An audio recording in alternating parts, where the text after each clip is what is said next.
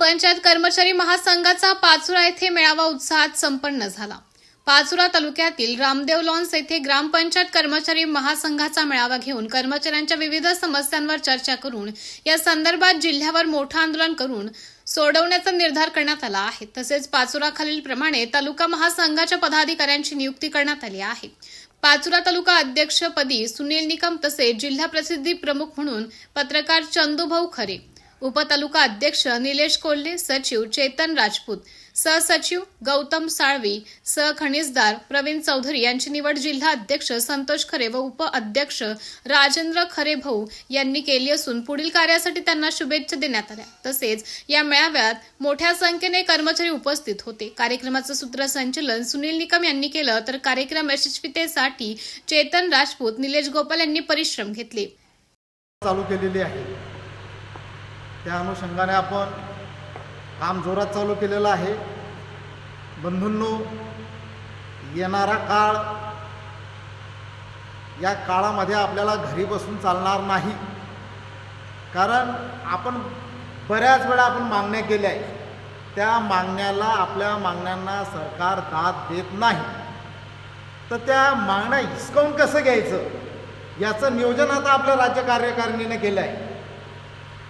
येणाऱ्या हिवाळी अधिवेशनामध्ये त्या आपल्या मागण्या 100% आपल्याला घ्यायच्या म्हणजे घ्यायच्याच,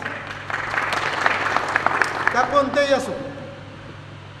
आता जवळपास अभय यावलकर समितीच्या शिफारशी जवळपास 6-7 वर्ष झाले त्या म्हणजे शिफारशी सरकारला देऊन तिच्यावर कोणतीही कार्यवाही नाही।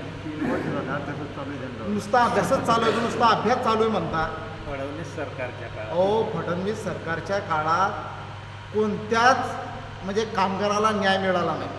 त्याने फक्त म्हणजे असं काय म्हणतात त्याला, ते म्हणजे बडीचे बकरे बनवले काही ना, तर त्यांनी नुसते खोटी आश्वासनं दिले त्यांनी।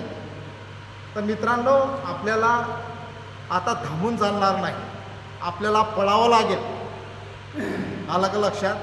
त्यासाठी आपल्याला आपल्या महासंघाला तुमची सर्वांची आपल्याला साथ, जबरदस्त साथ हवी आहे। नुसती साथ नको, जबरदस्त साथ आपल्याला हवी आहे। आताच राजू भाऊंनी म्हणजे बीडचं सांगितलं, आपले कॉम्रेड तानाजी ठोंबरे आपल्या सर्वांपेक्षा वयस्कर आहेत। ते प्राचार्य कॉम्रेड तानाजी ठोंबरे आपल्या सर्वांपेक्षा ते वयस्कर आहेत। त्यांचा जोश तुम्ही बघितला, ते कसे बोलले त्या बीडच्या मेळाव्यामध्ये, सर्व शांत होते, त्यांचं म्हणजे बोलणं ऐकून बिलकुल। जर ते एवढ्या म्हणजे हिरिरीने भाग घेत आहे, आपल्यासाठी ते भाग घेत आहे, मग आपण आपल्यासाठी लढायचं नाही का? मग आपल्यासारख्या कोणी मूर्खणी मग नाही का? नामदेवराव चव्हाण, कॉम्रेड नामदेवराव चव्हाण वयस्कर व्यक्ती आहेत, सखाराम दुरपुडे वयस्कर व्यक्ती आहेत, त्यांनी म्हणजे 60-62 पार केलं आहे त्यांनी। मिलिंदजी गणवीर 60-62 पार केलं आहे त्यांनी। गडचिरोलीवाले आपले गोंदियावाले यंग तुम्ही पाहिले, आपले लांजेवारजी एकदम आपण मागच्या वेळेस बोलवलं होतं त्यांना।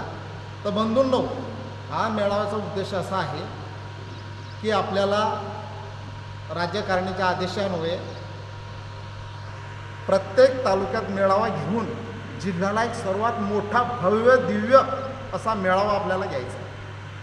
त्या अनुषंगाने आपल्या म्हणजे प्रत्येकाला आपल्याला तयारी करायची।